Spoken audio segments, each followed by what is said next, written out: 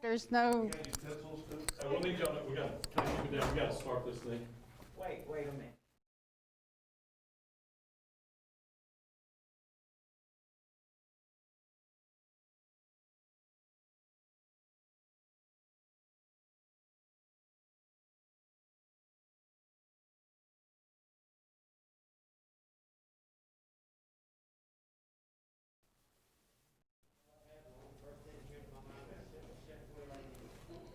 Okay, good afternoon. I am Isabel Scarinci. I am a professor at UAB, University of Alabama at Birmingham, and also Associate Director for Globalization Cancer at the Comprehensive Cancer Center.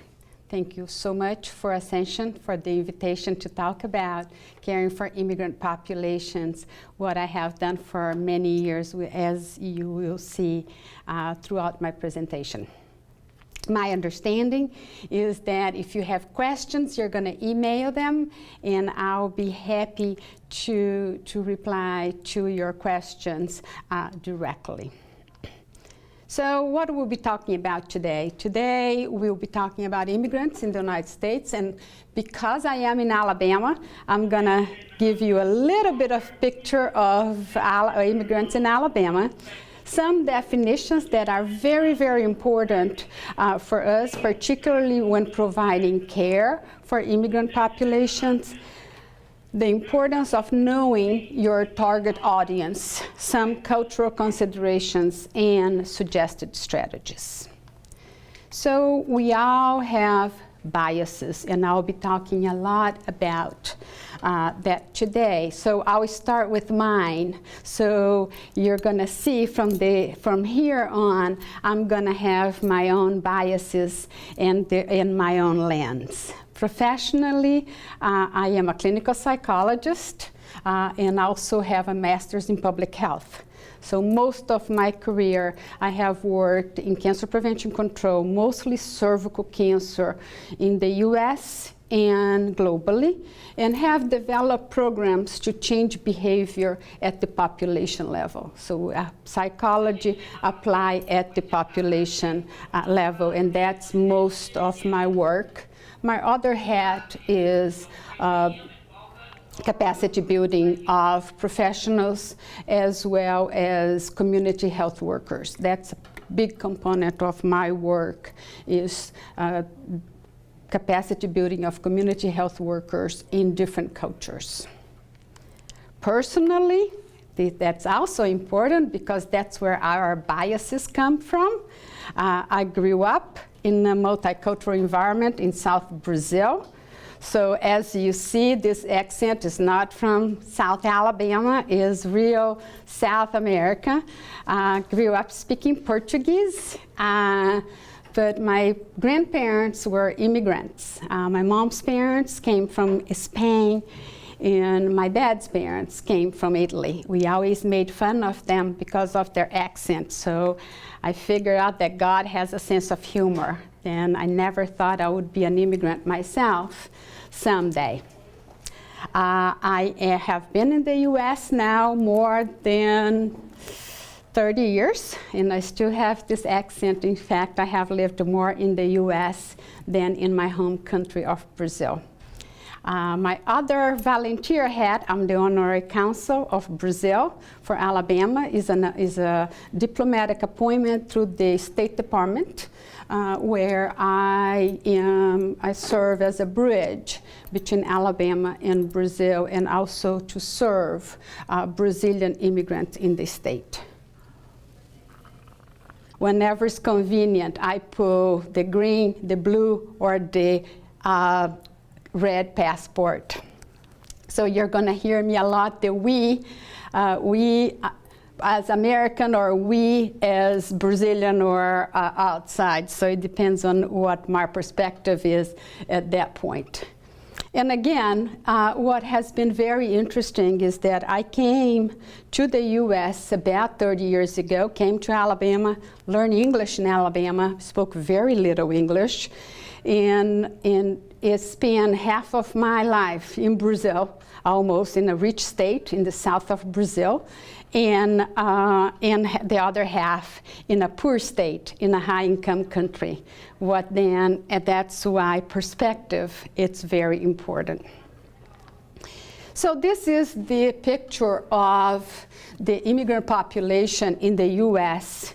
and Alabama. And why I'm focusing on Alabama, besides being here and living here and working with immigrants here in Alabama, Alabama is not a traditional immigrant state. In fact, we had a major influx of Latino immigrants in the past 20 to 25 years due to employment opportunities. So we went from a pretty much non-immigrant state to having the second largest growing Latino population in the country until a few years ago when we have the strongest, even stronger than Arizona, anti-immigrant law in Alabama that is the about, I think, 5 years ago. So in Alabama, we have about 3.5% of our population is immigrant, as compared to about 13% in the US. Why is that important? It's because in the US, about 20% of the population speak another language at home. And it's about 5.2% in Alabama, and so which equivalent to over 200,000 people in Alabama speaking another language at home.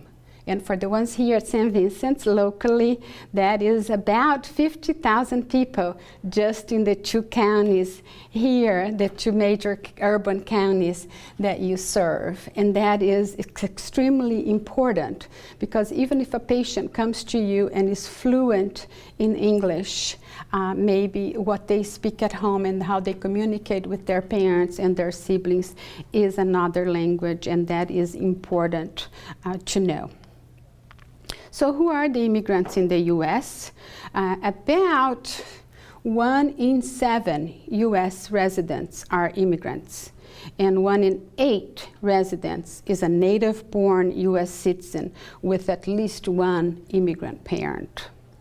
And this is relevant in the sense of that we leave our countries, but we bring a lot of the behaviors with us. And the more recent immigrants is a little different than earlier, where they didn't have as much communication and as much of the back and forth. So that is, I'll be talking a little bit more about that. And also, what I think that's fascinating is that about 1 in 6 U.S. workers are immigrants. So who are the immigrants in the United States?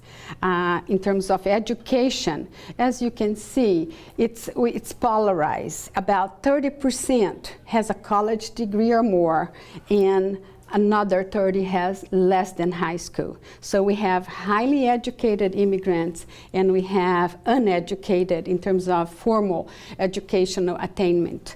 That is about 60% of the immigrant population in the US, which is critical in terms of health literacy and in terms of the care we provide. The top countries of origin, most people know, it's Mexico. 25% of the immigrant population is from Mexico, followed by India, China, the Philippines, and El Salvador. Here I put a little bit for you about Alabama, because even though as I mentioned, it's not a traditional immigrant state, as you can see, it's about 170,000 people in Alabama. And in the third column here, row, it's about the revenue of the immigrant population brings to the state. In terms of education, Alabama is no different than the national data. About 30% have a college degree or more. A lot of the immigrants, like me, who came here to go to school and fell in love and never went back. And also the other one-third that comes here looking for employment opportunities. In my work in Alabama, because I work with the Latino population, I always ask in every single survey, if it's cervical cancer, if it's tobacco, I don't care what I ask why you came to Alabama. 92% came to Alabama for employment opportunities. In Alabama, most consistent with the US, but much higher, most immigrants are from Latin America, followed by Asia, Europe, and Africa, mostly Western Africa. So we cannot talk about the immigrant population without talking about the undocumented population. And this, I always get asked that question. So I'm going to address that today up front. And this will come up a little in my next slide, why this is important for us to know their legal status in the U.S. when we are providing care to the immigrant patients. 24% of the total immigrant population in the U.S. is undocumented. So today in the U.S., 3% of the U.S. population is undocumented. It's about 1.2% in Alabama. And everybody probably is familiar with DACA. If you're not, DACA is our kids who came with their parents, so they entered the country undocumented. They came at very little, so Obama gave them this permission, that's this deferred action, and so they can go to college, be eligible for some benefits in terms of education, and also they can work legally in the U.S. until the situation is resolved. DACA is again, it's a permission and it's time limited. They need to renew their DACA periodically. And so in the US today, as March of 2020, we had about 650,000 active DACA recipients, about 4,000 in Alabama. Here I show you, just so we have an idea, about the undocumented the states with the largest undocumented immigrants in the United States. It's the usual, California, Texas, Florida, and some in the Northeast. In this slide, it says unauthorized, but it's really by definition they are undocumented. And I want to talk a little bit about the definitions. So documented are individuals who came here, immigrants who came here legally. Somebody like me, I came on a student visa. I stay here, I never let my visa lapse. I change from a student visa to a green card. I always joke that I married my husband because of the green card, and he jokes back that I had polio and I have a handicap license, so he married me for the handicap parking. So we have an arrangement that has for almost 30 years now. So those are the documented. So those are individuals that are entitled to a lot of benefits like any other US citizen, quote unquote. For instance, for disability, Social Security, we are not eligible for Social Security until we pay the 40 quarters of Social Security, like any other American. Then we become eligible for those benefits. Also, when it's documented in the case of marriage or even work, they have a sponsor, and that sponsor is responsible for them in terms of hardship. They need to prove financial means.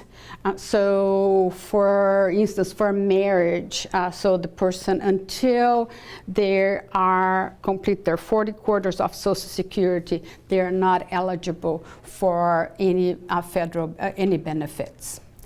Undocumented are the ones who enter the country illegally and stay here undocumented. That is, for you who provide direct care, that is important because they are not eligible for food stamps, they are not eligible for any of the benefits that you especially social services that you refer these patients, they are not eligible for. The only thing that undocumented, and I'll talk about unauthorized in a minute, are eligible is WIC. Because WIC comes from the Department of Agriculture and is an agreement that the Department of Agriculture made with Homeland Security that they cannot ask for documentation status. So it doesn't come from, so because WIC does not come from Health and Human Services, it comes from the Department of Agriculture. Unauthorized are the ones who enter the country legally, like on a student visa or a tourist visa, and they overstay their visa, so they become unauthorized. Why is that difference is important? Because unauthorized, they can marry a U.S. citizen and do their paperwork and become a legal resident. Undocumented, they cannot.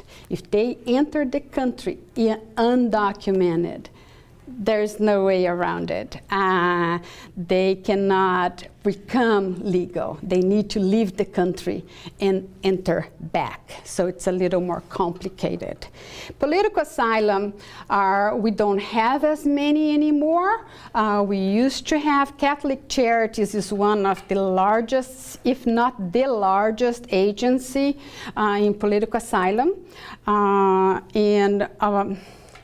Even under Obama administration and this administration, we do not have that many anymore. When a person comes on political asylum, they already come with all the rights of a U.S. citizen. So they are eligible for a lot of the benefits that any U.S. citizen would be eligible for. Because we work a lot with Latino immigrants, I get that question quite a bit. Is it Latino? Is it Hispanic? Now we have Latinx is the new one because it used to be Latino for men, Latina for women, because we have gender for everything in Spanish and Portuguese. And I say it doesn't matter. So, and I will tell you a funny story that I was going for my residency and I saw my paperwork from LSU. I went to Louisiana State University and was checked Hispanic. And I went to my mentor and I said, I'm not Hispanic, I'm white. And he said, oh no, you're Hispanic. At the time we didn't have internet. He pulled the book and showed me the definition by the U.S. government, the census definition. Anybody from Mexico, Central, South America, regardless of race. So Brazil has the largest Japanese population outside Japan.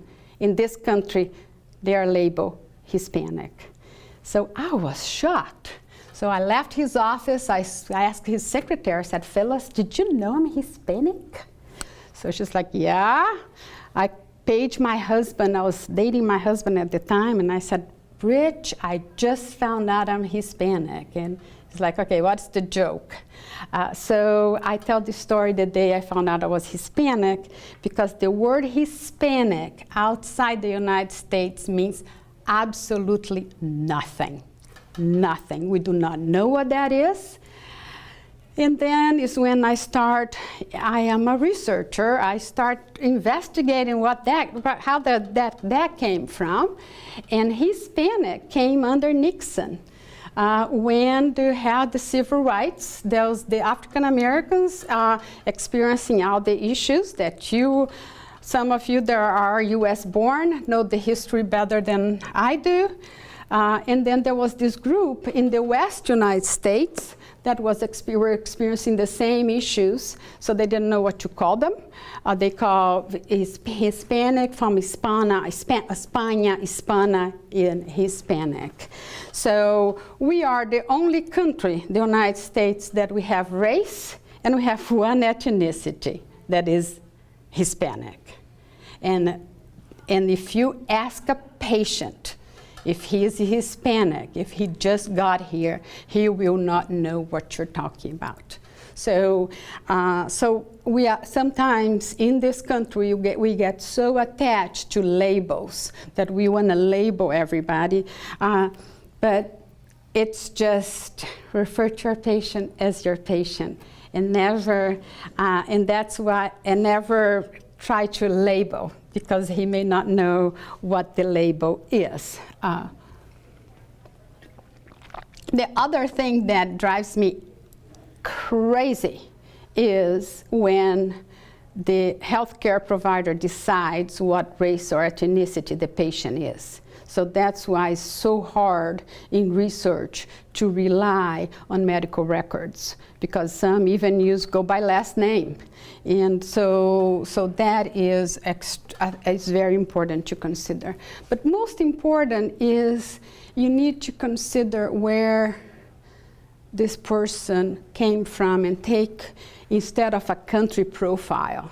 If you work with, for you who work a lot with Latinx, you know a hallmark of the culture is lack of assertiveness. Then you meet me, I'm not gonna fit your box. So we need to consider income, education, acculturation, language, reasons for immigration. My reason to immigrate to the United States is very, very different than a father that I met 2 weeks ago with 6 kids living a single wide, that he was making $70 in Mexico. So he came here where he works in the chicken plant in North Alabama and makes over $1,000 a month. And he said, "Ma'am, I have nothing to lose. The worst thing that will happen to me, I'll get deported and I'll come back."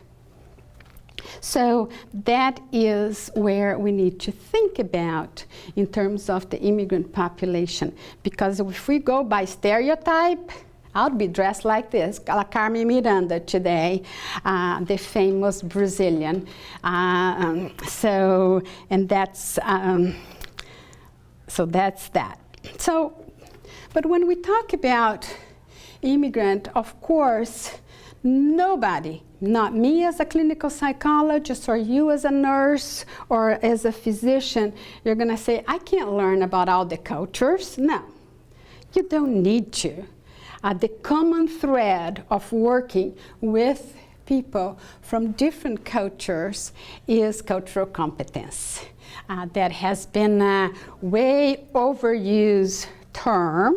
And early on, when we had the major influx of Latinos in Alabama, I would be asked to give lectures in cultural competence. And especially when they made some hospitals or healthcare settings made it mandatory, people hated, saying, "No, I'm cultural competent. I don't need this lecture." So cultural competence is something very simple. It's a process of working within the cultural context of an individual or community from a diverse cultural and ethnic background. So working with somebody who has a different set of values, characteristics than what we do. And some of the barriers are this ethnocentrism. We have, because in my other job, in my volunteer work as an honorary consul of Brazil, I help a lot of Brazilians to get settled, take them to Walmart and all that. And my husband, who is U.S. born, we have with our own little research, we know which ones is going to adapt and which ones we're not going to adapt. It's the ones who try to see this culture from their lens and keep putting that glass. Because in Brazil, and my husband said, this one is going to have a hard time. And that is usually our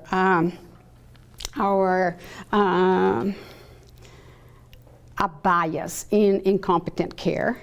Cross-cultural communication. I work in many cultures. I have a new project in Sri Lanka. I work in Egypt as a woman. And so it's being sensitive to the cues. And I'll talk a little bit more about that. And the environment and the social context. And this is the picture that I had at the beginning of my talk, and I want to revisit that picture. This is Lake Gunnersville in North Alabama, a beautiful place. This is me seeing the lake from my boathouse. That's my perspective. And also there's in those mountains here on the right corner are a lot of the low-income immigrants that never even came down to the lake. So they see the lake as very different than I see Lake Gunnersville. And I think that perspective is critical when providing care to immigrant populations. I want to talk a little bit about competent care.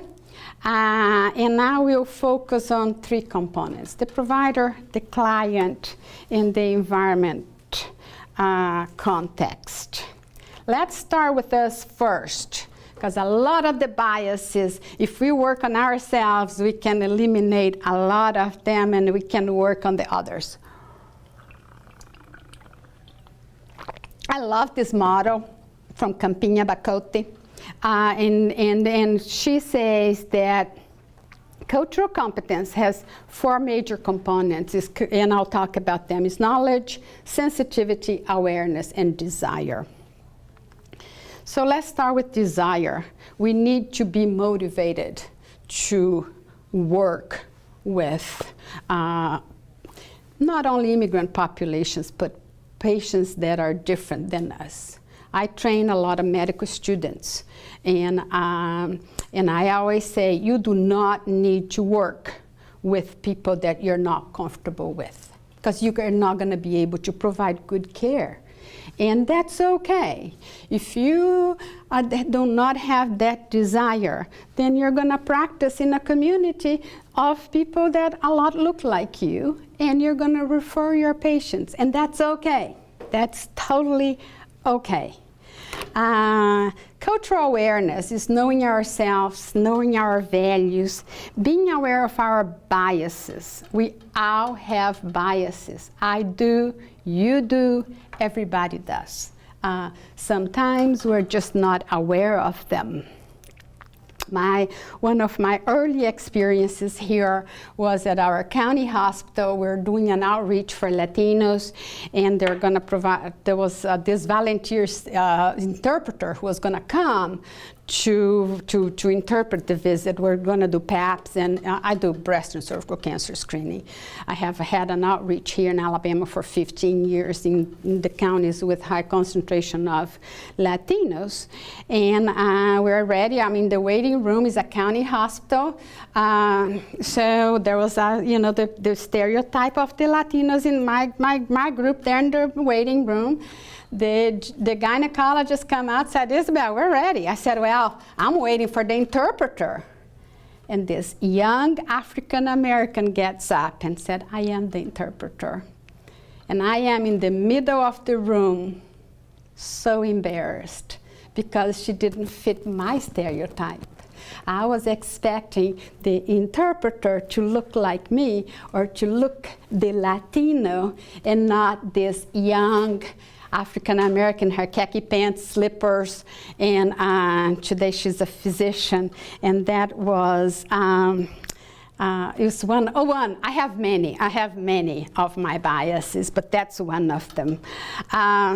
And knowledge. I mean, it's very important for us to learn about other cultures. People love to talk about their culture and get the cues. I mean, we tell a lot about ourselves just by the way we dress. I am, for instance, I'm at St. Vincent's today, so I wear this rosary since I was 13 years old. Just that ring tells you some of my values. And that is very, very important too, especially when you have difficulties with the accent or the language. You need to rely on all the other cues. And then it becomes sensitive to the behavior and beliefs of people different than us. And that is competence. But I say that's common sense, is to treat others the way we want to be treated. I will talk a little bit about unconscious bias because I think that is, if we overcome or if we try to work on our biases, that is 90% there. And this is what I hear from my own physicians and my own institution. You're physicians. Of course we are objective. Yeah, right. This is the best one. In order to do our work, we need to leave our biases at the parking lot. Well, that we don't.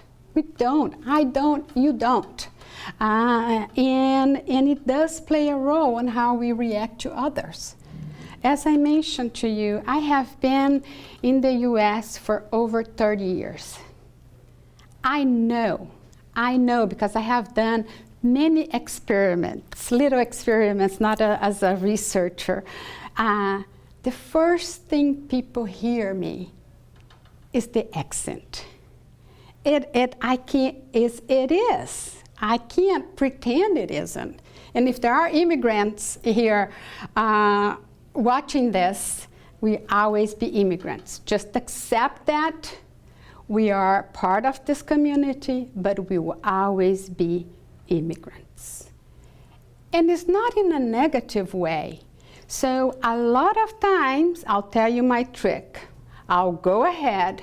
I know, especially if I want to get important information from that person. If it's the electrician, I don't care. I'm not talking even in healthcare. I go ahead and say where I'm from. They are relieved, and then they can hear me. If not, they keep wondering. And I'm in the South. I lived most of my life in the United States, in the South. They start asking you questions to kind of try very politely to figure out where you're from and how you belong. So I get that out of the way so I can move on. And this is a study that I think it was a systematic review that one of my colleagues did a few years ago. And it shows that most healthcare providers have implicit bias in terms of positive attitudes toward whites and negative attitudes toward people of color. Probably a lot of you are familiar with the resumes experiments, where they change, it's the same resume, but they change the name. And people will react to it differently. I had a situation many, many years ago where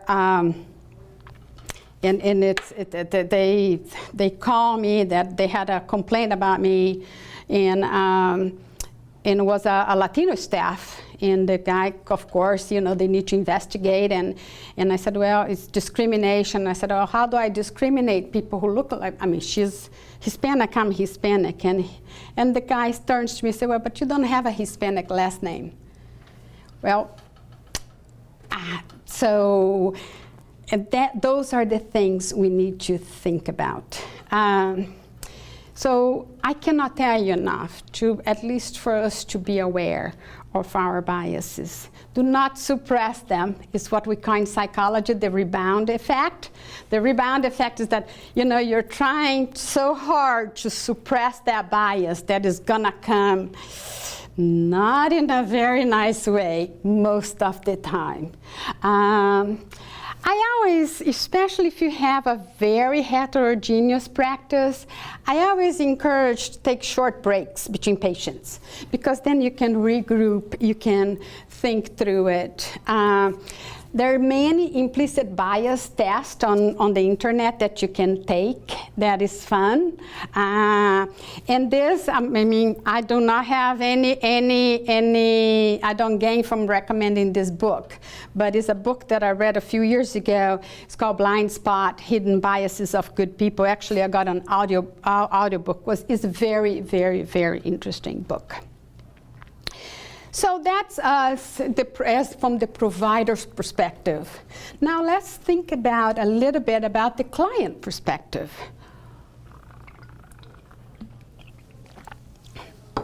And how important for us to become familiar with the client or the culture, the value. It's asking questions. Unfortunately, I see that in our own medical school. We're moving away from taking a very good medical history. And a medical history, to me, is because as you are asking the patient the questions about his or her medical history, he is telling you a lot of the information and how he or she is conceptualizing their own illness, which will be extremely helpful to you.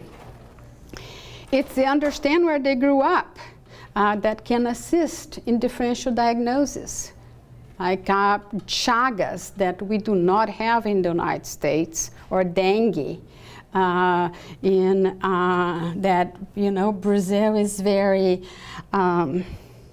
common in hepatitis B in some cultures. But do not narrow down your focus to that you're going to be so much focused on where they're from that you're going to forget the other pieces of information. So that is one piece of your puzzle. But where people grew up, if it's another country or even within the US, it's critical for you to understand and in your diagnosis box. Do not make assumptions, ask directly. And then it's also important to think of acculturation and assimilation. So acculturation is people who then become so identified. Some immigrants try so hard, and it breaks my heart to fit in, that they forget who they are. And there are the others who assimilate, that then they become what we call chameleons. You kind of dance with the flow. So I had a student many years ago that is a good example. He worked with me and worked with Latinos here, was Alfredo. And he introduced to me as Alfredo, and he had one. And then I saw him introducing to another faculty who was not Latino. I'm Freddie, So, but that's how he adapted. Repeating back is a very powerful tool. Ask the patient to repeat back what he or she understood. That is very helpful in your working with immigrants. How am I doing on time? How many more minutes I have? 20. Okay. Because, that's another thing of my culture. My husband says we use way too many words. So I keep talking. So I'm a psychologist, so it's very important to see how people conceptualize illness. So I work a lot in cervical cancer. And we know that cervical cancer is lack of screening, hands down. So, and then we saw a lot of lack of screening. Incidence is higher, the highest among Latinos. Mortality, unfortunately, is higher among African Americans. So I start trying to understand why Latinos were not coming. Then that's how they conceptualize illness, is that cancer is an infection that, if not treated, will turn into cancer. And this is in general. So if they didn't have a partner, or they were cleaning themselves after sex, they were not at risk. Therefore, they didn't need to be screened. So, and here are some quotes. Now, what is mostly important, I'll tell you another personal story. You're going to know my whole medical history today. So when I started working with Latinas here many years ago, and I kept hearing this infection causing cancer, then I remember growing up in Brazil. My mom was a mathematician, educated, but also I grew up with this belief that infection causes cancer. Well, cervical, it does because of HPV. So I called my mom and I said, Mom, I had polio as a child, and my mom would always be careful that I wouldn't bruise I fell a lot. I had polio in both arms and both legs, and that because the bruises cause cancer. And I said, Mom, remember that growing up you'd say that bruises cause cancer? She said, yeah, they do. And I said, yeah, explain to me how. She said, well, what's cancer? Cancer is the 6 cells that keep multiplying. If you bruise the same area over and over, you never give a chance to the healthy cells, and then eventually turns into cancer. Well, then I said, Mom, bruises do not cause cancer. And she said, well, now that you are in the United States, you think you know everything. So, if at that point in time, I had a clinical trial of 1 million people to prove, and my mom was a mathematician, that bruises do not cause cancer, my mom would not believe me. You know why? Well, besides me being her daughter, is because I challenge a core belief. And a lot of times in healthcare, we think we know everything, and then we keep challenging core beliefs of our patients. What that happens is that then they were not going to tell you. They're going to do it whatever they are doing anyway. They'll talk in a minute, and they're not going to tell you. So, and that is, if it's not doing any harm, let them believe. If they're getting screened, let them believe that bruises cause cancer. Now, if it's causing harm, it is our responsibility to challenge that core belief. So that is, I have a colleague, actually, that he says that if your doctor tells you that chicken soup is good for common cold, that's knowledge. But if your grandmother tells you that chicken soup is good for common cold, that's a belief. So everything that doesn't fit our medical box, we throw it in the belief. This is a picture from Brazil, actually, of the herbs. That's another thing, if you work with it, especially Latinos, they're gonna bring their teas and their things from their countries. Here in Birmingham, we can get antibiotics, not over the counter, behind the counter. We know the tiendas where we can get, the Latinos can get antibiotics. And then they have a sore throat, They take it for 2 days, feel better, keep in their purse, and then Mary comes along, her third, oh, I have something for you here. Take it for 2 days and you feel better. So always ask, what else are they taking?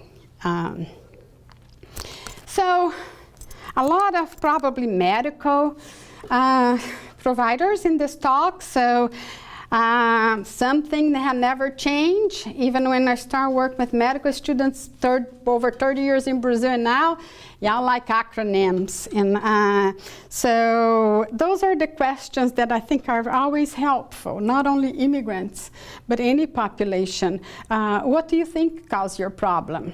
What do you think, why do you think it started when it did? And those are questions. You're going to have my slides. You can access them. And then here's the acronym that you can remember, is the belief. What are their beliefs about health? How they explain it? What is their opinion? What is the impact? Show empathy, and how you feel about it. So that is critical.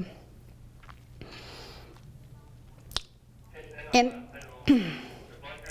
so, as I mentioned to you, a lot of immigrants will be, a large percentage of immigrants in the US will speak English. So you're not gonna need an interpreter. But if you have a non-English speaking, always, did I say always, have a trained interpreter. Not the housekeeper who speaks Spanish, not the child that speaks Spanish or the language, an interpreter. If you, this is another of my pet peeve with our medical students, especially our residents. I speak Spanish. They know 3 words and say, I don't need an interpreter. I took Spanish in college. That is dangerous. If you are not fluent in that language, get an interpreter. When you're taking medical history, misunderstanding the words, it can be devastating. And the other is that your cognitive load is so focused on trying to understand a language that you barely speak, that you're missing information because you're focusing all the extra cognitive ability you have, you're trying to pick up the words, and so always use an interpreter. Now, how to work with an interpreter is another thing that a lot of people don't pay attention to those details. I always say engage him or her in a brief conversation to assess, quote, his or her English proficiency, because you can be fluent in English, in Spanish, but then you're going to be using technical terms that he or she is going to make it up. And an interpreter told me that. She said, I make it up because if I tell them I don't know, I need the job. And so set your rules, how you want to work with an interpreter. An interpreter is, you're here, the patient is here in front of you, you're looking at that patient. The interpreter is here, you're not looking at him or her. He or she is just the translation. So you're going to refer to this patient as the first person, don't tell him, no. And tell the interpreter, everything I say needs to be translated. I don't want it to be summarized. I don't want it to be interpreted. I want it to be translated, including comments in the room from the family members that I need to know about. So why that's important? Because sometimes even the interpreter may judge, oh, this patient, Mr. Smith, is very uneducated. I'm gonna simplify. No, it's, see, if the interpreter needs to simplify or needs to change, he or she needs to stop and tell you, look, I'm gonna draw this, or we do not have those words in this language. Short sentences is gonna take you longer, but short sentences with pauses to help so the interpreter has time to translate and avoid all the expressions that can also be misinterpreted. Always, I say, ask the patient to repeat back, especially if English is not their first language. Now, some clues for you that you need, something is not going right when you're using an interpreter. If you lose eye contact, you need to stop. The patient is responding yes or nodding everything you ask. Something's not right either. That's my favorite. It happens a lot with Latinas. Being stereotypical here, but family member intervenes and starts speaking in their native language with the patient. Now, everything in this session needs to be translated. And the interpreter is talking too much. If the interpreter is talking way more than you do, that's a cue that something's not being translated the way it is. Now, caveat, Spanish, Portuguese, the only other two languages, Italian, the only three other languages I know, I speak, is we do use more words.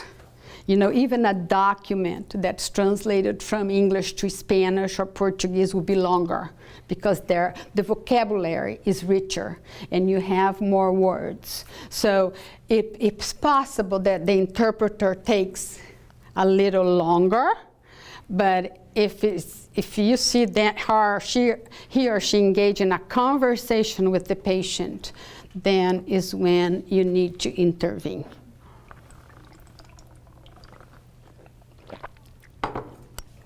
So that's working with interpreters.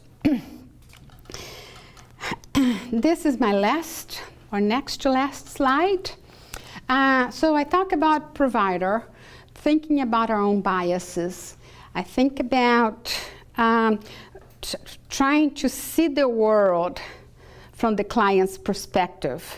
And the best way to do it is to ask for his or her understanding of what's going on.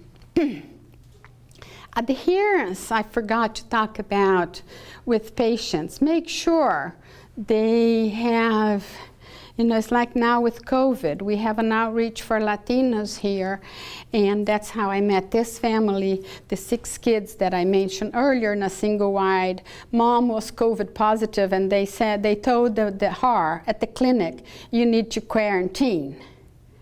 You know, but didn't ask her if she can quarantine. And that's when she said, but how am I gonna quarantine? I live in a single wide with my 6 kids, where am I gonna go? You know, but they didn't ask her, they just told her that she needed to quarantine. Another one, a good one, I'm not a translator, I'm not an interpreter, I hate doing it, I only do it in emergencies, they don't have anybody else, and you never want to have me as an interpreter because I'm not good at it. So this woman was diagnosed with diabetes, and she was telling me, she said, I'm so glad I have the good diabetes and not the bad diabetes. I was like, what is the good diabetes? What the bad diabetes? The good diabetes is she doesn't need the medication, but she can continue to eat whatever she wants. She can continue doing whatever she's doing, because that's the good diabetes. So those are the things that repeating back is very helpful, because it helps you to gauge the patient understanding. I think it's helpful with anybody, even English speakers, but environmental. That's the big one that we have less control over. Some we do. That's why I became a U.S. citizen, so I can vote. And I can have my voice there. Sometimes a lone voice, but it's there. So I grew up in a dictatorship. I grew up in a military government. So now I came to this country. I have freedom of speech. They cannot never shut me up. So the local, you need to take into account your local state climate. I mentioned earlier about Alabama, the HB 56 is a very, very strict anti-immigrant law at the time that then it kind of fell apart. One of the provisions was that then for us to renew our tags, car tags, we need to go in person to the courthouse. Well, then the CEOs need to go there too. They didn't like that. That was because then applies to everybody. They need to report the kids that had parents undocumented. That didn't work either. So, but it served as this set the climate for immigrants in Alabama. So if you work in that climate, they're going to be afraid of coming in.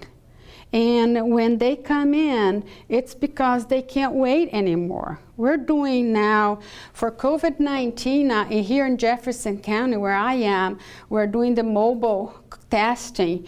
The positivity rate among African Americans is, I think whites, don't quote me on that, I think it's about 5%, 6%, about 9% in African Americans, 26% in Latinos. Because when they come in, it's because they have symptoms. And so that you need to take into account. Legal mandates, I'm sure if you don't learn anything today, you need to learn about Title VI of 6, not 4. Sorry, I invert here. It's Title VI of Civil Rights. Any medical facility that get any federal money, Medicaid, Medicare, you need to provide language accommodation. That's the law. What the law doesn't say is that needs to be a qualified interpreter, but that language accommodation is needs to be provided. History of your institution in a particular community. That's very important because that will, like here, I'm a UAB, but I work a lot with St. Vincent's because for the Latino population was one of the first hospitals to really embrace and create an outreach for this population when we start having those immigrants coming to Alabama. This healthcare system. Our healthcare system is very different in this country. There's a lot of, like in Brazil, for instance, we have socialized medicine. So does Mexico, where most of the immigrants here come from. You just show up. You don't need to schedule an appointment and all that. So have trained staff. Everyone is responsible for patient care, from the housekeeper to the CEO. Everybody is responsible for patient care, and every patient needs to be treated with respect. And I talked a lot about legal status because you need to know your patient legal status so you can connect him or her to resources. And there are ways to ask. You say, I am asking just because we're not going to report, it's just to connect you to the right care. And I can give another talk on social determinants of health. You know, not all immigrants are the same. In Alabama, as I mentioned to you, we have it's polarized in terms of education. We have the Honda, Mercedes-Benz, a lot of the immigrants, they're highly educated, and then we have the less educated, and that we need to take into account. My last slide. This is I intertwine a lot with my experience being an immigrant in this country. And so this is I started with my biases. I'm going to end with my perspective, because everything I said to you today is about my perspective. We always be immigrants, but being an immigrant gives perspective. Immigrants become great listeners, because we need to observe behavior to adapt. When you get here, you don't speak the language. You respond to a lot of the cues. I work a lot with the Latino population about choice. Most of us are here by choice. We can argue choice, but choice comes with responsibilities. So they have their responsibilities too when seeking for health care. And it has been an amazing journey, and I plan to stay here. Thank you.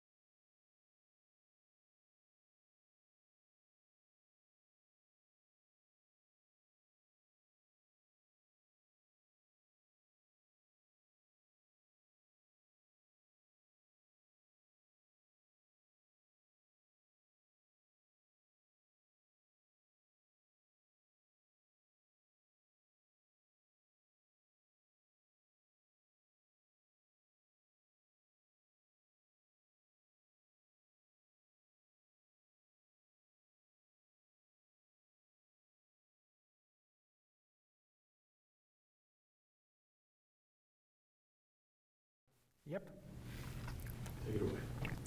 Hi, I'm Frank Franklin. It's my pleasure to talk with you today about the 21st century diet that's healthy for our patients, the general population, and the planet. My background is in pediatrics, gastroenterology, and nutrition, with a doctoral degree in medicine and in nutrition. And I worked previously at UAB in pediatrics, nutrition sciences, and maternal and child health at our School of Public Health. I have no conflicts of interest in any of the products or processes discussed in this talk. I've given you here my contact information. You can call me on the phone or write to my email. I'm happy to respond to your questions and comments. As I said, my background is in nutrition, and so I do really pay attention to fruits and vegetables quite a bit. A friend of mine who retired from medicine drew this fruit and vegetable caduceus. We're going to talk about pulses today, but it won't be the arterial pulse that we're so familiar with in medicine, but the pulses that include legumes, including lentils, peas, chickpeas, etc. Now, you may give me feedback that my talk is like a longhorned cow, a point here and a point there, and a lot of bull in between. So to show you that, the 2 points of the Longhorn story are that we'll cover that plant-based burgers are baby steps on the right path. Examples are in the Impossible Burger and the Beyond Burger. There are a number of others. And we'll finish by talking about public policies and public-private partnerships and incentives that are required to make some of these dietary changes. And there'll be a fair amount of bull in between. So we are going to look at the whole and look at this elephant that's where different investigators are paying attention to individual parts. So one sees the trunk as a snake, another sees the back as the wall, another sees the leg as a tree trunk, and then the gastroenterologist, like I am, sees the elephant as warm and mushy. Our main point today is for you to continue to enjoy food, to stay sane and sated and safe, and to try and give you the straight scoop of poop without any conflicts of interest. Our outline today, and the bull between the horns, is that we're on a collision course of demography and climate change, which makes the current diet unsustainable for the 10 billion people that will be in the world in 2050. There's a strong case for change. Meat has an adverse impact on the health of people and on the planet.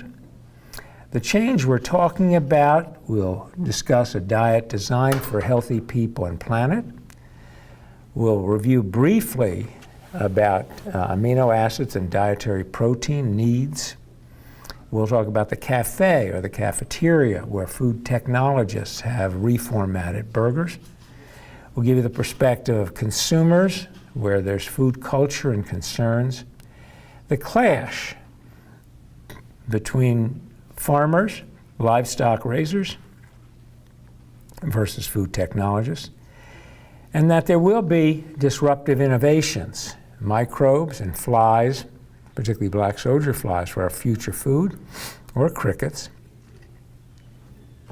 And the challenge is, how do we change consumer choices? And then we'll conclude with questions and answers. And if we're in the evening, we may have some wind down time. But here we're at 1:30. I think it's a little bit early.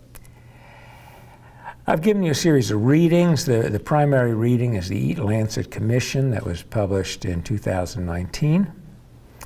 And we're seeing this contest between meat on the left in this Greek sort of helmet and the vegetable plant-based diet on the right, or that there are dueling burger flippers.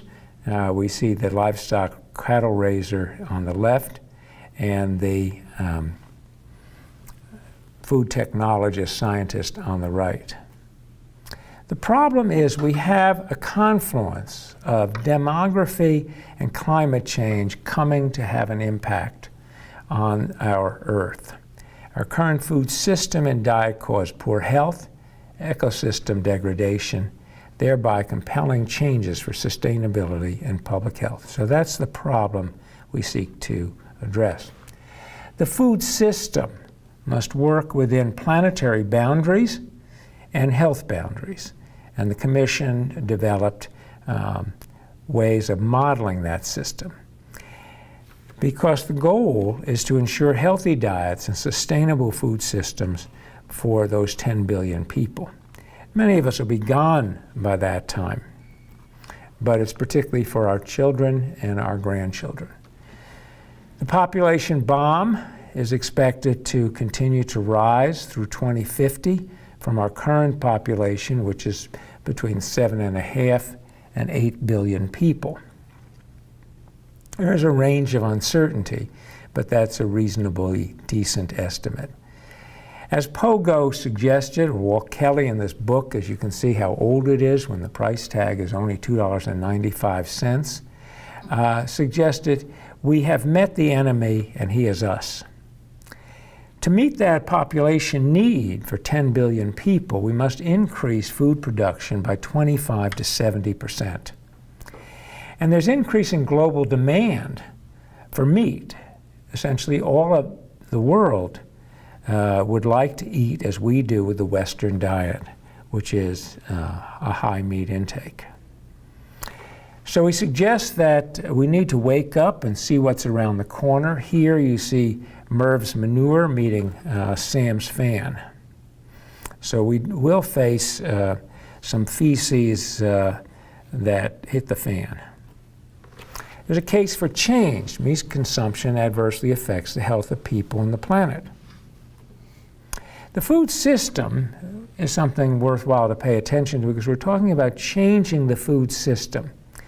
The food system is all those elements that are involved in food production, processing, distribution, preparation, and consumption.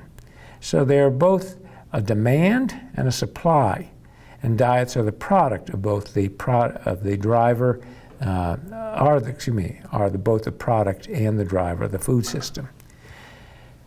And the two goals we've elucidated already. As you see, as we make foods available, affordable, and choice, there becomes demand, and there are influences from the role of nutrition, health, and well-being on production.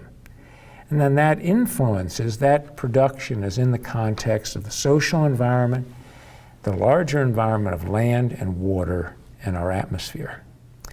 And that supply side involves sourcing, processing, manufacturing, packaging, transport, and then finally retail. Importantly, about 40% of food around the world goes to waste. In low-income countries, that might be to insects and problems of storage. In our own country and other high-income countries, it's largely that we allow food to spoil in our refrigerator because we bought it but don't consume it. Meat matters. The meat is the flesh of a mammal, especially domesticated animals, as opposed to fowl, that is poultry or fish. And there's a convergence of Asia with Western levels of consumption. And that's largely related to the significant economic growth in countries like China, South Korea, Thailand, Japan, Taiwan. And though that large demand in Asia includes India as well, but there, because of the Hindu religion, many people don't consume meat. But that's incompatible with keeping global temperatures from rising more than 2 degrees centigrade. And we're seeing right now in California, Oregon, and the state of Washington, 5 million acres consumed by fires related to climate change. We're seeing Hurricane Sally have an impact on the Gulf, probably, as we give this talk today.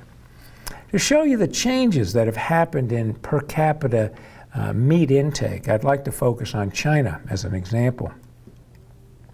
In the 50-year period from 1961 to 2011, what one noted was that the meat intake per person, largely pork in China, increased from about 4 kilos to approximately 60 kilos. So that essentially 15-fold increase per person in meat intake, along with their doubling of population over that 50-year period to their current 1.35 billion people, is a total of 32 times an increase in meat. And we're seeing that projected to be an increase massively of beef, pork, fowl, and eggs. There are no doubt there are benefits of meat. Many of us enjoy a good steak, and it has a special place in our diets. There's an innate preference for meat as it's energy-dense and nutrient-dense and protein-rich. And we evolved in a largely plant-based environment where energy and protein were scarce. Meat provides high-quality protein, we'll discuss that in a moment, and micronutrients, well-absorbed micronutrients like iron, zinc, and B12. And in some low-income countries, meat consumption provides a full and nutritious diet, and there are really very few other alternatives, and it may be central to the to the livelihoods of those individuals. Now, there are environmental and health impacts of food. Increased crop yields, as we've done with fertilizer and irrigation, has led to increased production and processing, have made food convenient, available, affordable, and it's reduced famines, poverty, hunger, and dramatically lowered under age 5 mortality and improved life expectancy. So positive impacts from our changes in food production. However, these health benefits are offset by shifts to unhealthy diets, high in calories, heavily processed foods, and animal source foods, and environmental degradation. Poor dietary quality is associated with high-calorie diet, heavily processed and animal source foods. And it turns out that that diet is responsible for 40% of global mortality, largely related to cardiovascular disease, diabetes, colorectal cancers. And it's a major impact on the environment, whether we think about the 30% of global greenhouse gases coming from agricultural production, major land use, and actually major freshwater use. If we compare, though, not all meat, not all fowl are the same as beef, for instance. And that's a lot to do with the life cycle of beef, and also with the fact that their stomachs are fermentation chambers and produce a lot of methane gas. So if we compare then beef to these other products like pork, poultry, particularly, you can see that there's less energy use needed for pork and poultry. You can see that there's very little greenhouse gas emission from pork and poultry, less land use and less water use. And that's using beef as the standard in this case. If we were to continue our current way to 2050, we would see increased greenhouse gas emissions, cropland use, freshwater use, and importantly, nitrogen and phosphorus application, so that we would exceed the current planetary boundaries. And you can see that in the panel on the right, that greenhouse gas, that in that case, animal products blow us way past the planetary boundary.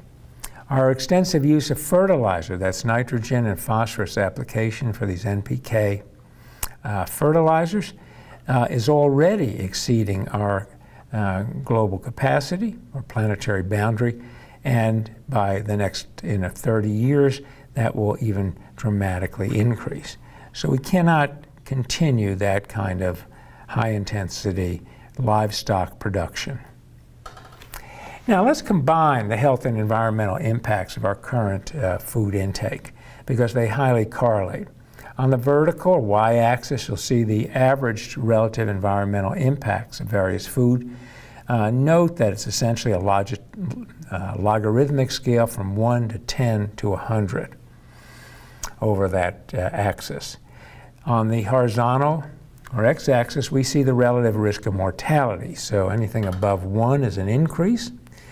And we see foods grouped here into 3 main categories, which I would say woe, which means to slow down, to stop, slow, to limit the consumption, and then finally go foods, to particularly encourage consumption. So we have unprocessed red meat.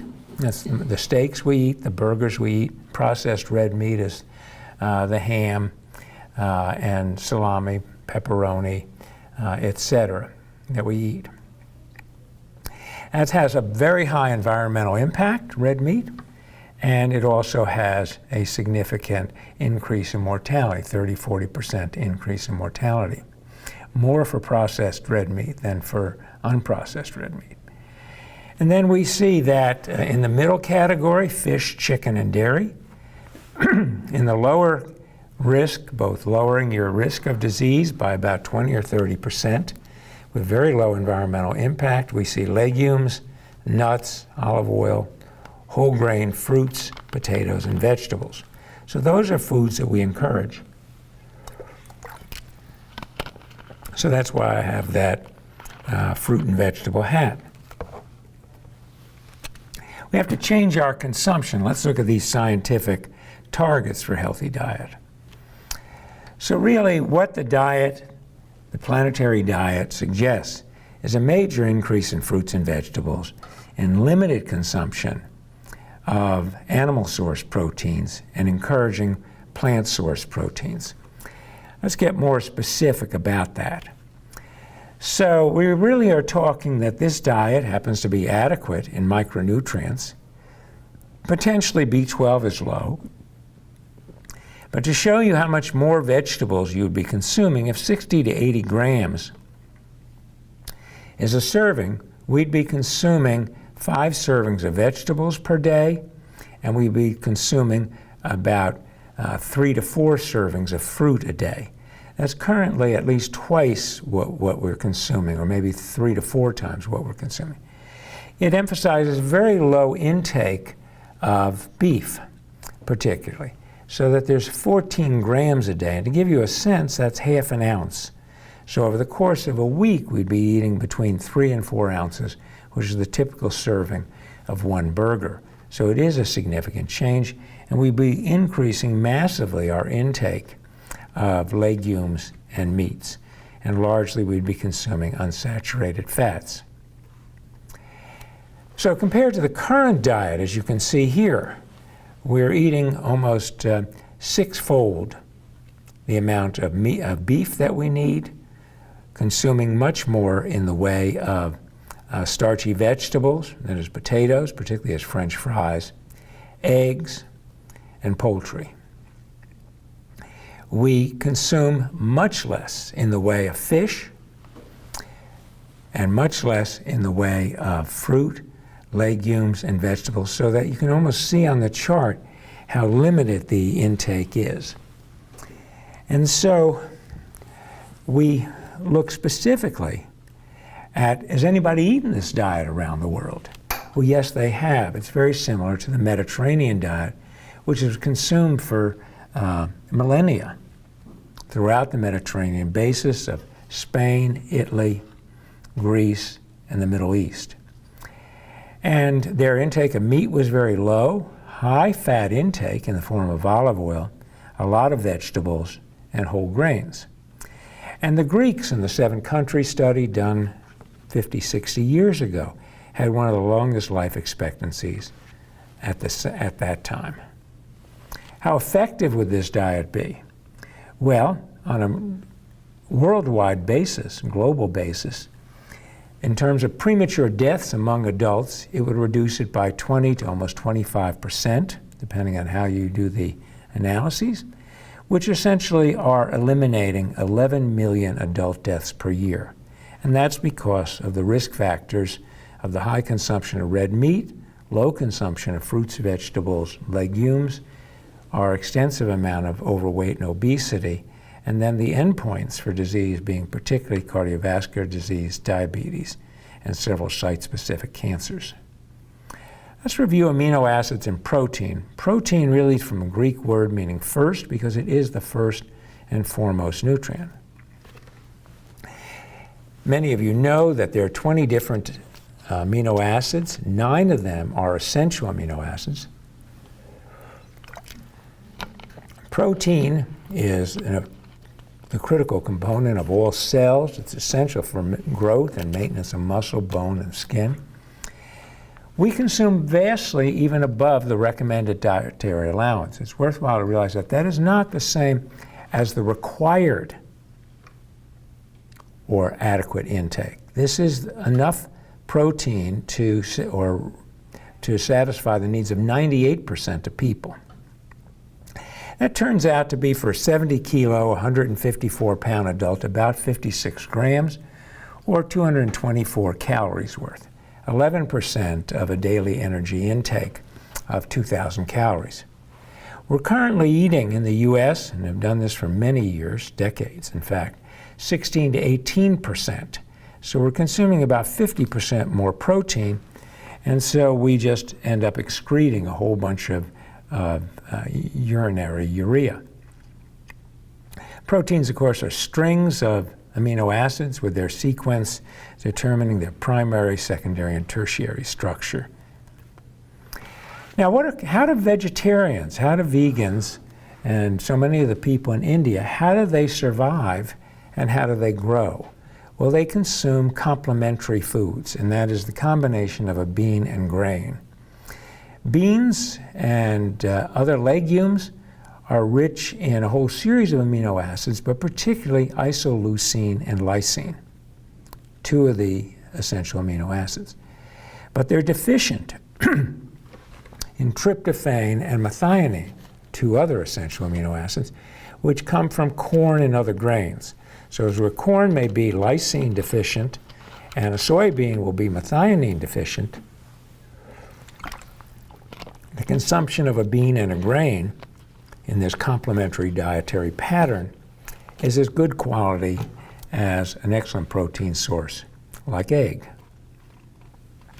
Now, there have been innovative food technologies like the Impossible Foods and the Beyond Burger propagating plants for progress.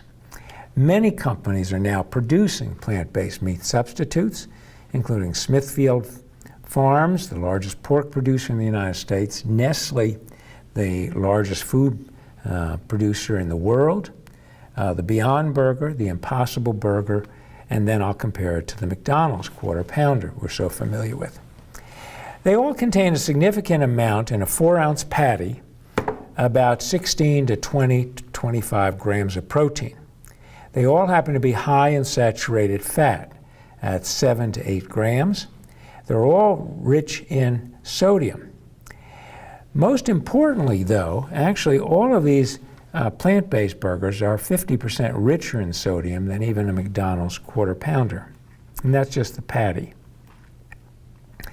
So burgers are us. And in fact, I have a hat for that. So I have my Mickey D's hat that has a number of burgers and of course has all the fries and the chicken nuggets. And so we see that this young maiden was at the wishing well saying, "I wish to be irresistible to men." And the wishing well responds with a poof, and before you know it, she's converted into a double cheeseburger. So let's look at the Impossible Burger in some detail. The Impossible Burger is soy protein concentrate based, uses as its main fat source coconut oil, which is highly saturated, and that's where the saturated fat comes from. They add a lot of sodium, and so you have essentially about 1/7 of your requirement coming from the one burger, and that's just from the burger, not the bun. And they bleed red. How do they bleed red? Well, they contain a plant variety of our hemoglobin called soy leg hemoglobin. And soy leg hemoglobin is essentially isolated from root nodules, expressed in yeast, and then added in high concentrations to the Impossible Burger. And so it is a GMO product, which may conflict with their consumer base of environmentally oriented consumers. And while halal and kosher, it is not organic. And there's some concerns that heme, in any form, may be a potential carcinogen, and that relates to some of the risk of cancer that comes from red meat. So it may be that that's also an issue with the Impossible Burger. They compared, we compare here an Impossible Whopper with a Whopper from Burger King, or an Impossible Slider or Original Slider from White Castle. What you see very clearly is the Impossible Whopper is about 20 to 25% higher in price, has much saturated fat, and about 25% more sodium than the regular Whopper. Now the difference, of course, is here we're talking about the whole item, the bun, the sauce, etc. And the same with the Impossible Slider. It's much more expensive, essentially over 100%, 150% more expensive. So I don't think this Impossible Burger is healthier than beef, actually. One might even call it vegan junk food, if you wanted to call a burger, a McDonald's burger junk food. But they are probably healthier for the environment, but not healthier for the individual. They've had incredible growth. They've raised $1.5 billion in private markets and $700 million this year. They're on numerous menus. But the factors increasing competition from traditional meat producers, be they Tyson, Conagra, or Nestle, as I showed you earlier. The Beyond Burger is similar in many respects to the Impossible Burger, except it uses pea protein isolate as its form of protein. It uses coconut oil as well. It bleeds red because they add beet juice to it, but it is a significant source of saturated fat. Pea protein has been consumed for millennia by people and the animals that we care for. It has a neutral taste and a low cost. It uses only about 4%, 3 to 4% of the water that pork uses to produce a pound of pea protein versus a pound of pork, and consumers are quite familiar. Now, we all know the tale of Jack and the Beanstalk. I mean, here's Dan Pereira's take on it. He says, so the father, Jack's father, is saying, well, they're really not magic beans. They're just a heck of a lot better for you than meat or dairy. So I composed a small little ditty that many of you know, the famous bean ditty of beans, beans, the magical fruit. In this case, I make it nitrogen nodules at its root. The more you eat, the better you feel. So let's have beans at every meal. Beyond Burgers, Beyond Meat, the company has had a significant jump in price as they brought out their IPO a year or two ago. And it then collapsed from a high of over 200 to about 50 or 70. And then it has stabilized over the last year. Many NBA players have endorsed the product, and just like people suggest that Gatorade is performance enhancing, they've suggested that beyond just endorsing these foods, that these burgers are performance enhancing. I don't think there's any basis for that, and the initial hype of the IPO was beyond sense rather than just beyond meat, and it was all hat and no cattle, as we would say in Texas. There are fungal products. Corn is very popular, particularly in the UK. It's extracted from a particular soil fungus, It is easy to produce into a grained character for processing into ground beef, chicken chunks, and there's a big market for it in the UK. It is lower in fat and lower in saturated fat than the other plant-based burgers from Impossible Foods, etc.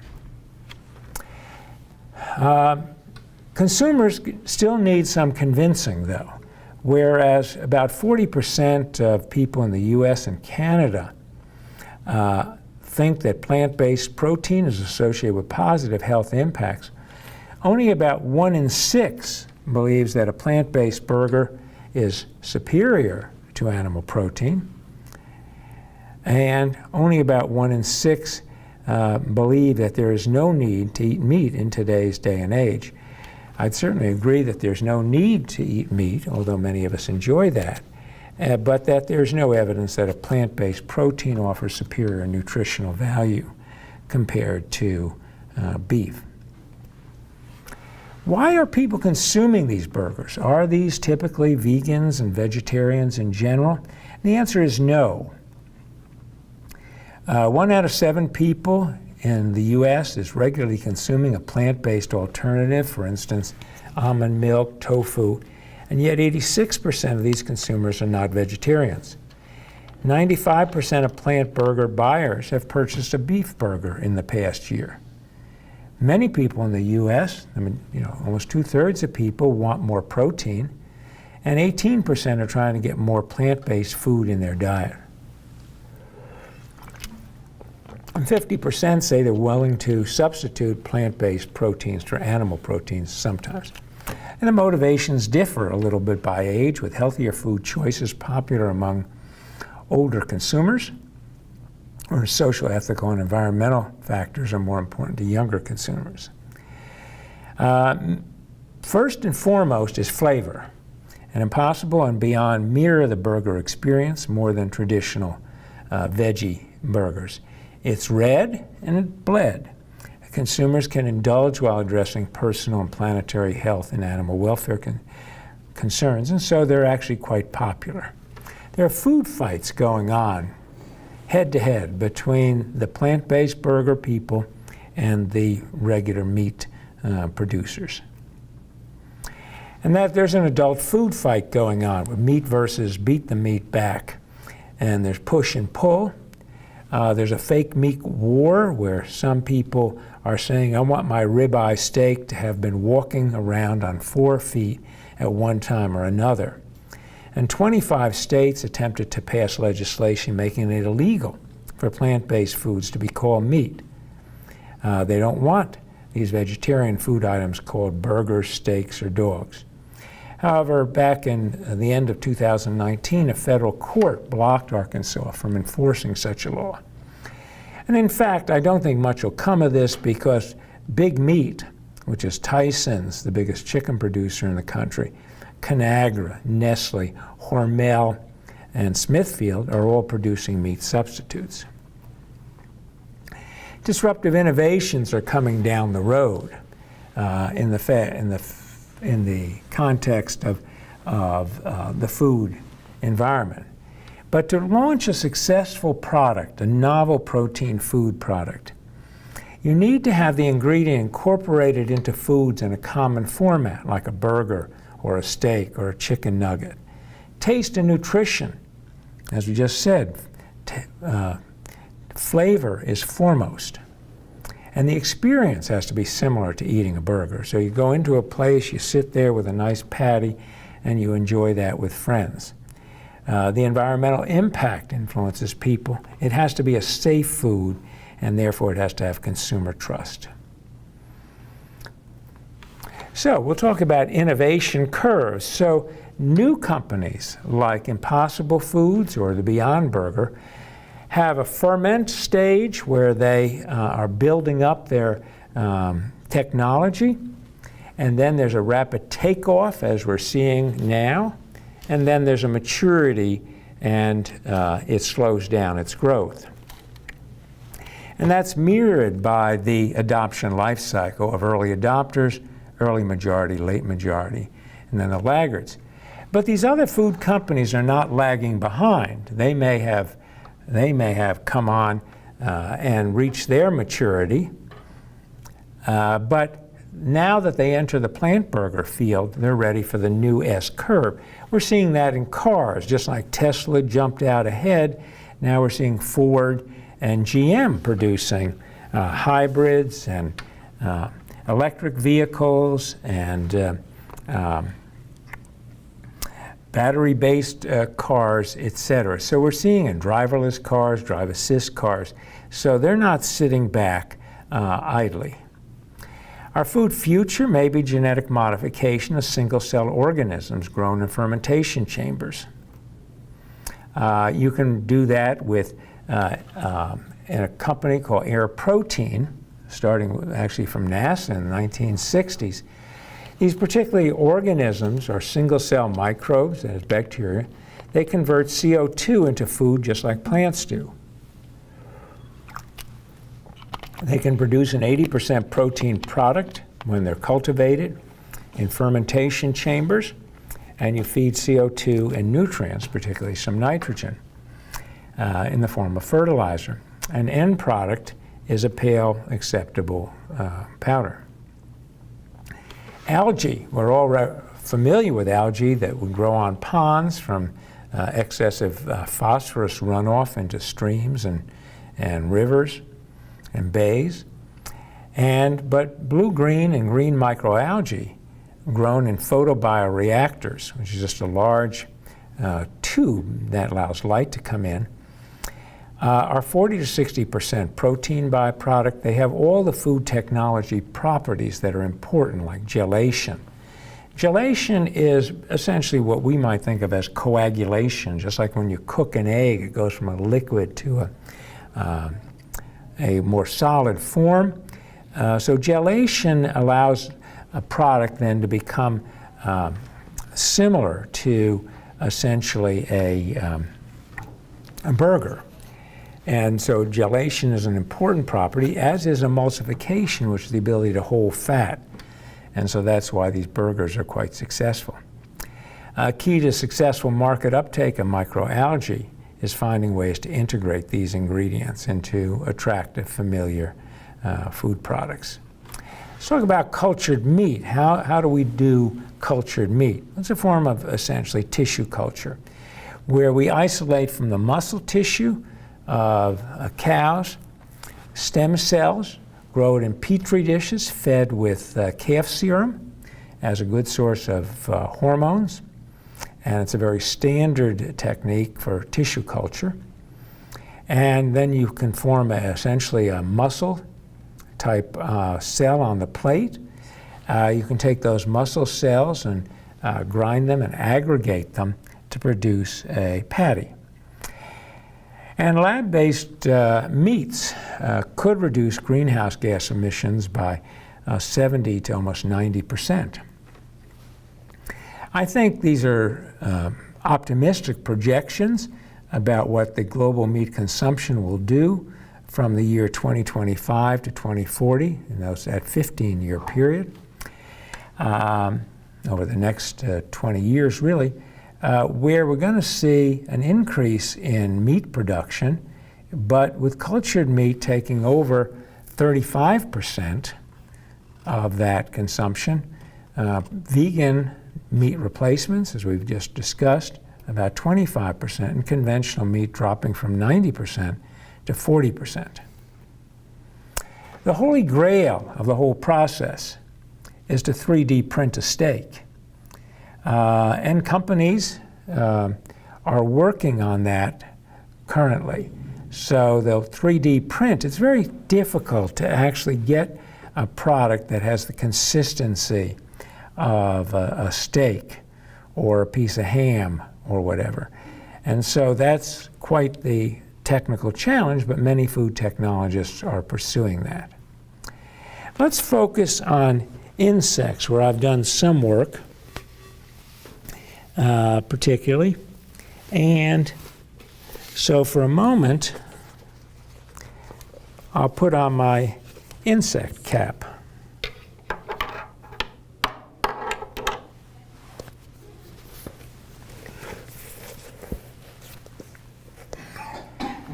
and talk more directly about how insects are really waste recyclers. And the concept is quite simple. Essentially, insects will grow well, particularly larvae, on any bioorganic waste. It could be the food waste that we have or manure from all the animals we grow, pigs, chicken, cows. And then from that larvae, you have two products, really. You have protein and oil. That enters the feed source for many animals, like chicken, fish. And at the same time, what's left over from the processing of the larvae on the manure is a rich fertilizer, an organic fertilizer, which goes into the crop production. So you're essentially recycling waste through the insect to produce fertilizer and insect food, and feed for larger animals, and then that comes back to consumers as the chicken or egg you're familiar with, or the plants that you're familiar with. If you compare the caterpillar versus the cow quickly, the caterpillar produces more edible food product and health value, has lower ecological impact, is very feed efficient, and reproduces very rapidly. So one pair of insects produce 600 offspring over a 2-month period, and then that exponentially expands. Whereas one cow or a pair of cows may produce essentially one cow over the next year or two. So the overall winner for 2050 is the insect. To show you in more detail, you can take the black soldier fly, a common insect throughout the southeast United States, grow it on pig manure. The larvae is a biomachine that then converts and spares a lot of the odor and pathogens and volume of the manure, and converts it into, as I just discussed, a fish feed, which would lower the cost of fish feed, and fish would limit the depletion of the forage fish for fish meal that's getting to be so expensive. That's the anchovies and small fish that are fished out of the Pacific, particularly. And then that would then meet the global demand for fish consumption for better health and decreased food insecurity. So the black soldier fly can upgrade lower value manure and food waste into higher value animal protein and oil for diets of fish, pigs, and chickens particularly, thereby enhancing the sustainability of pig and fish production. Emission intensities, as I showed you earlier, are quite different with beef versus chicken or algae.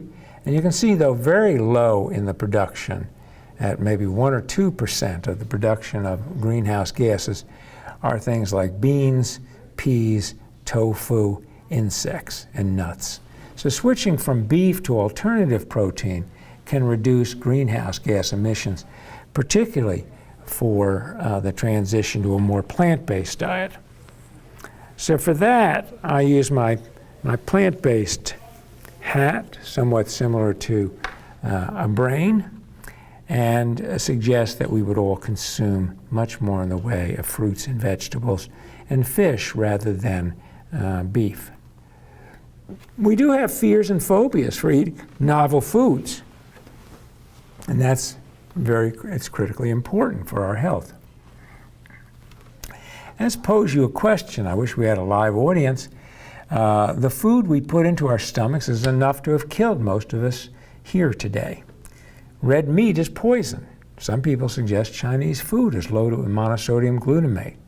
High saturated fats, as I showed you, are an issue for coronary artery disease, strokes.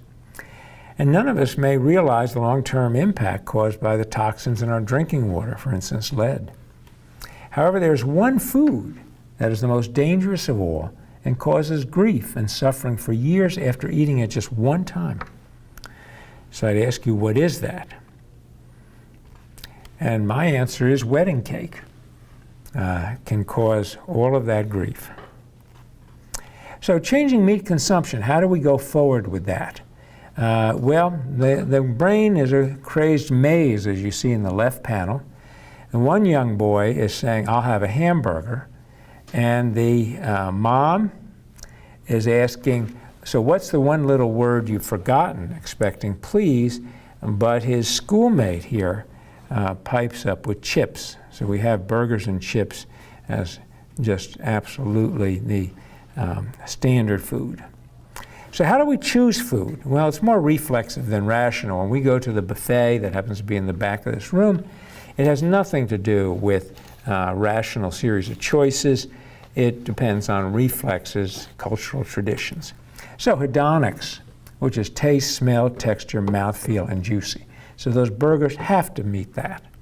Number two, there are issues of cost, convenience, and availability. It has to be convenient, it has to be available, and it has to be at a price point very similar to the food we're attempting to change.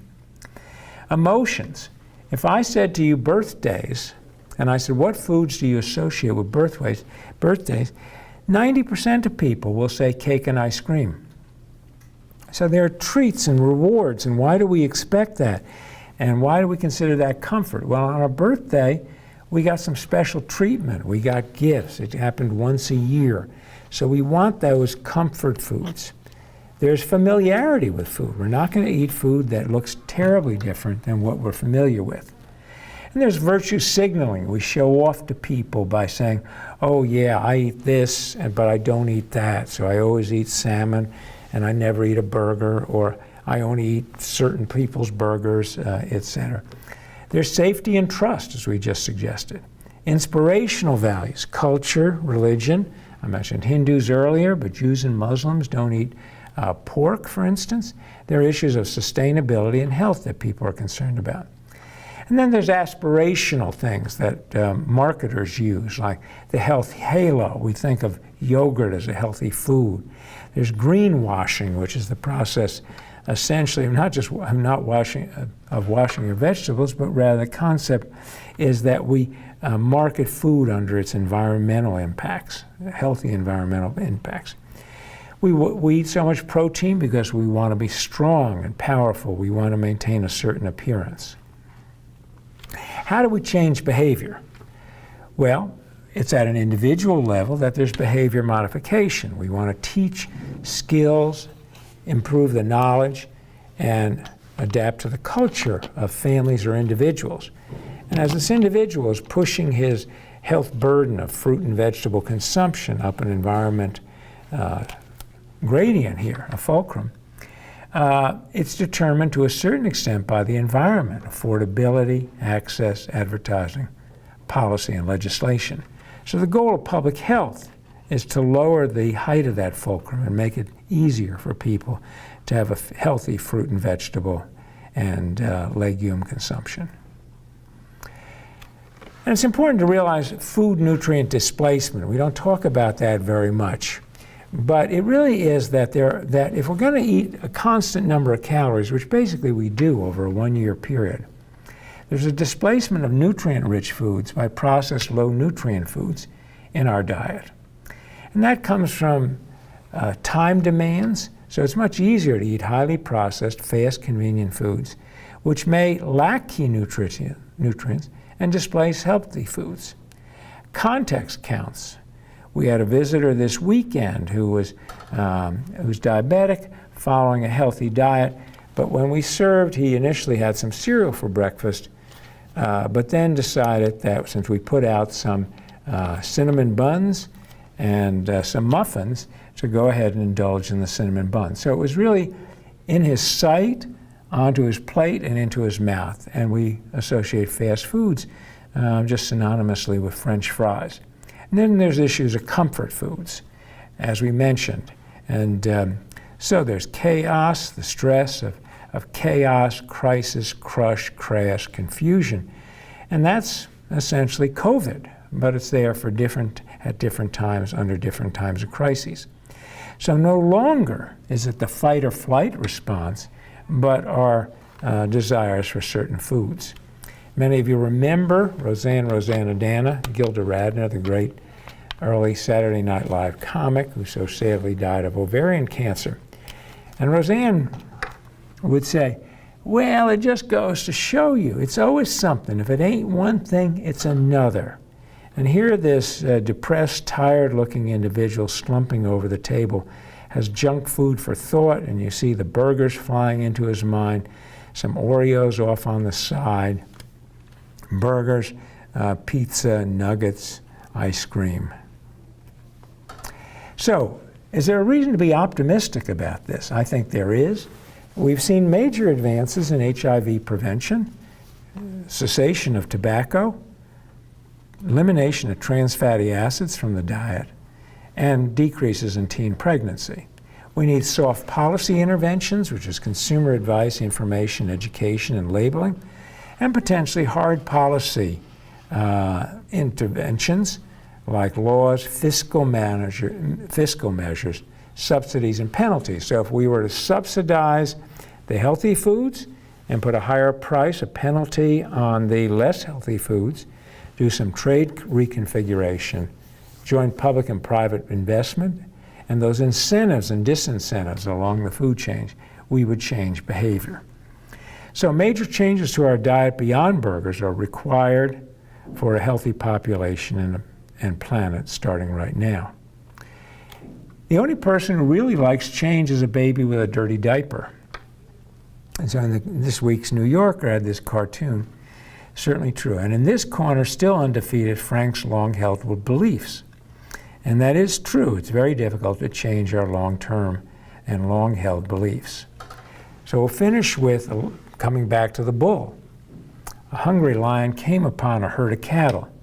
He chased and caught the bull. He ate till full, let out with a great roar. A nearby hunter heard the lion and shot him. So what's the moral of that story? Well, when you are full of bull, you should keep your mouth shut. We'll end with that. We've gone through some real BS here, putting on boots past the life vest stage and into the man the lifeboat stage. So